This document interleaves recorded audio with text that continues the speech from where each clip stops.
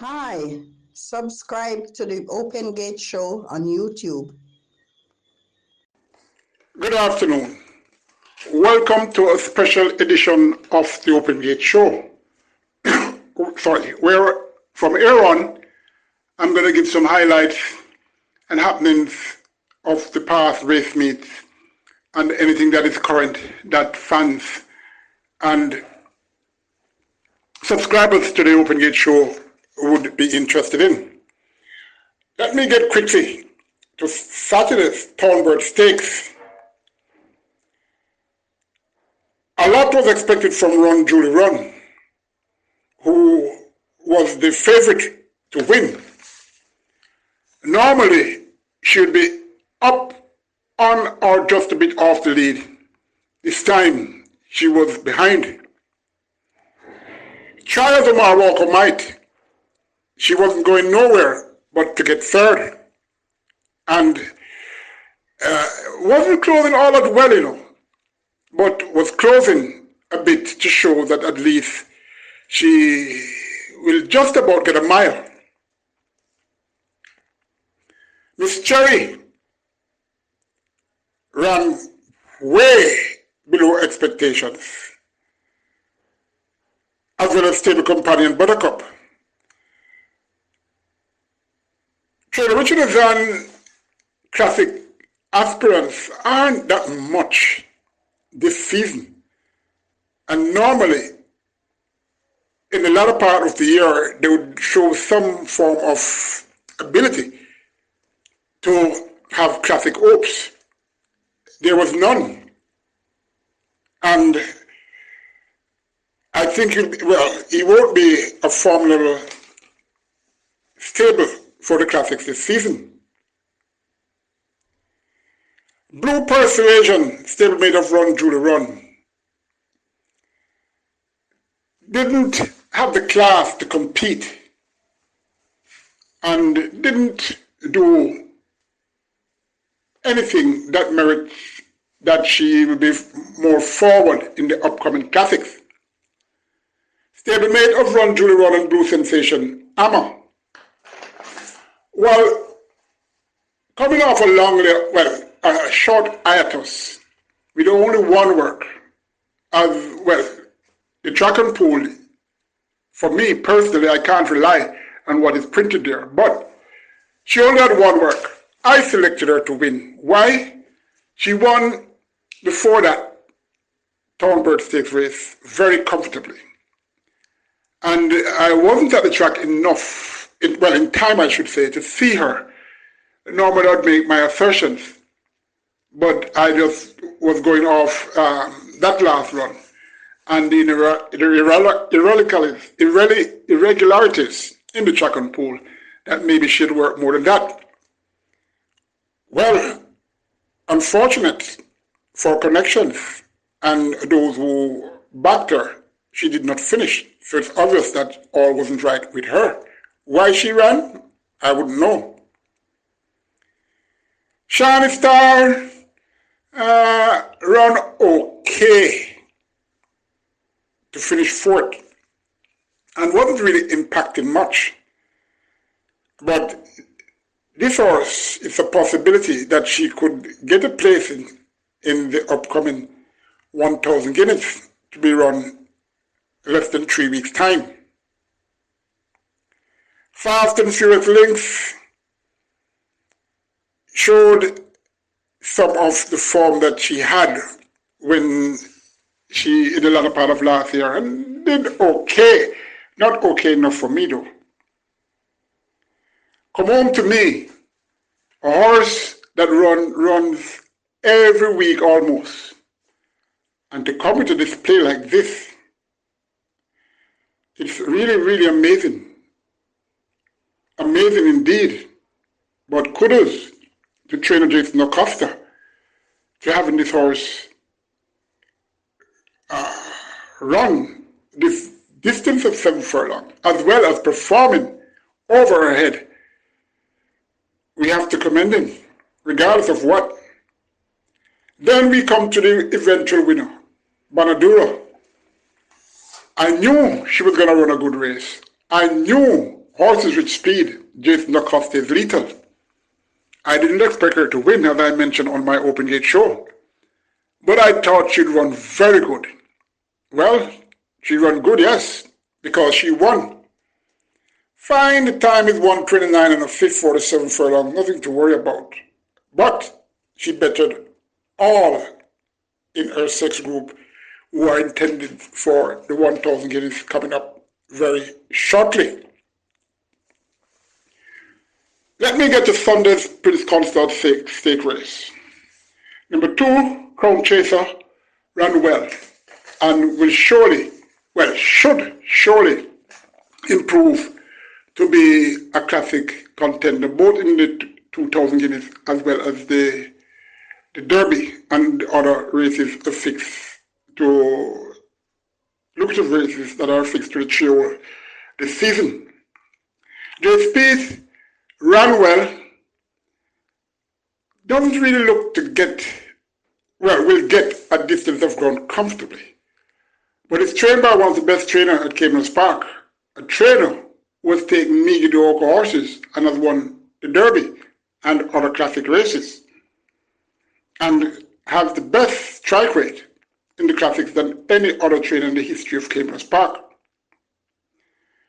Captain Sparrow, maybe the rider was instructed to hold his horse off the pace and close. Captain Sparrow closed very well.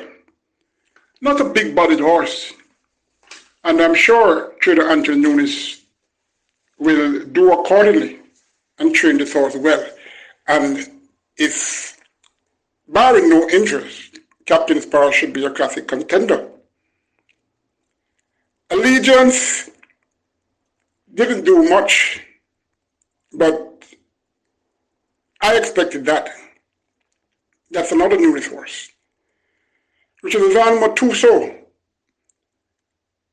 From last year, this time, no, not this time, maybe about in the summer, I mentioned that this horse is Richard Azan's top classic contender. Finished 5th and was staying on, but nothing to write about. Could improve. Interesting times ahead. Well, really some interesting times ahead for the Jason Acosta camp in having a host of horses that surely will improve and do well. Barring anything unforeseen that may negate interesting times ahead, being the anti-post trade for the 2,000 guineas and possibly the Derby, interesting times ahead should again win the 2,000 guineas.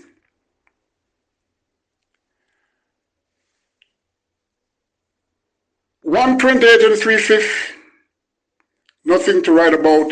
But time doesn't mean anything except when you're in jail, because the racing surface, it fluctuates. It will be fast for this race, slow for the other race, whatever. It all depends on how much moisture is ensured in the racing surface by adding more water.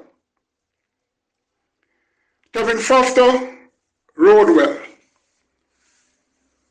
I didn't see the Prince Consort race, and I was expecting to see it later on the television, and I didn't. But I saw the first 4 races on Sunday, and the first race that Kevin Foster rode for Jason Acosta, that big favorite had to work overtime to win. What I can say, it's likely that no jockey at Caymanas Park at present, maybe Radish Roman, could have won that race with that horse. I noticed Foster tried to get her going. She wasn't going anywhere. And he relaxed her. And seemingly, just about entering the stretch, she grabbed the bit and Foster moved with her. Brilliant ride. Georgia Sang, Winston Griffiths, Emilio Rodriguez, Charles Hussey, Andrew Breed, those type of riders, Trevor Simpson, Dane Nelson. Anthony Thomas too, if you want to add it in. Drew Buchanan would have won. But it's a very technical ride, and I've been realizing Foster has learned a lot from Sean Bridgman on that rough entry ride. And I'm sure other jockeys, maybe international, well, I'm sure other international jockeys as well. He's focused, and we wish him all the best. So too Roddy Sherwoman, Ryan Lewis, top 3 jockeys riding at Caymanas Park now, and they're winning races. But Foster looked, well, looking I should say, very focused, and I hope he keep that focus buoyant, because as you know, one slip and you slide, and when you slide it's not easy to get up back. There are so many jockeys, not only in Jamaica, all over the world, that does well, and soon after they go off on a tangent, and that's it. He has his future in his hands. I've told him several times, and whenever I see him, I remind him.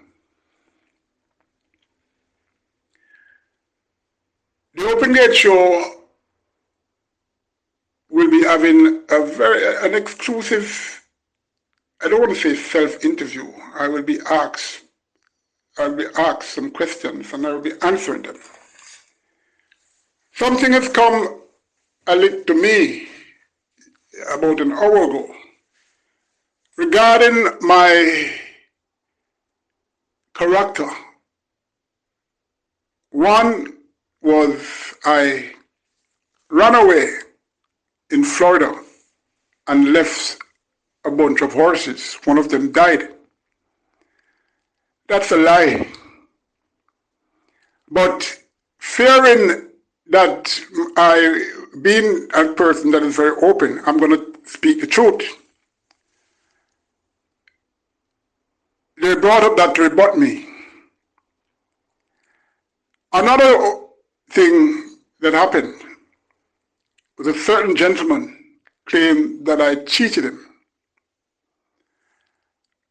It makes me wonder, how can I cheat somebody when I have no money for that person?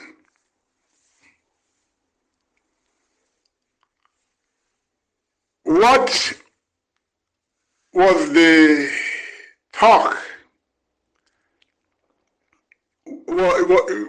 I have evidence on both instances.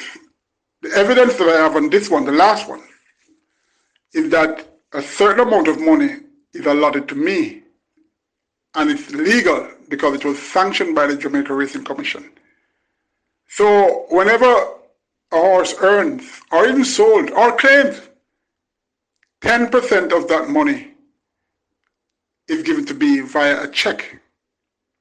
I didn't make up that contingency. The person did. So this hullabaloo that is going around that I am a thief and I'm this and I'm that, really remarkable. And you know, it's really strange. However, one of those gentlemen, I'm not going to call his name, said to me, when I asked him, how can you be saying that I am a cheat? And blah, blah, blah. The person said to me, nobody is going to believe me over him. Well, I wasn't going to say anything about this, you know. Because I asked the advice from a friend if I should say, and he says, no, and if you're going to say anything, don't go too deep. And he says to me, Jesus Christ came and he was labeled and all sort of things because they want to stop him. I'm not Jesus Christ. Fine, I'm trying to, and maybe not even hard in trying. But all I want to say, the truth hurts. And most of these people you see on television and everything going, and they are being highlighted and this and that, they're not good people. They're not real. If you know them, you'll understand. Regrettably, this scar on my character, it has really blighted my future on planet Caymanas Park. Because there are a lot of people who believe, who is me to listen, to hear my side? They're all going to believe those people because they're in that status and this and that. I heard, I don't remember which was the basketball player. I'm not sure it's Kobe Bryant or whatever. Said something about Michael Jordan. I've heard people say things about Patrick Ewing and a lot of things. And it has to be true because they spoke in front of them. But anyway, I don't want to get far and go off on a limbo and maybe get myself a lawsuit. But, you know, a lot of people say they believe in God and trust in God. But that is just talk. Because if you are going to project a lie like that at the demise of a person, you know, what you think going to happen? Well, maybe they believe in the Almighty, but they don't believe in afterlife. I do believe in afterlife. You have to have it. Because what is happening to me by two of those, two lies that those gentlemen are saying? On earth, boy, anyway, I won't say anymore.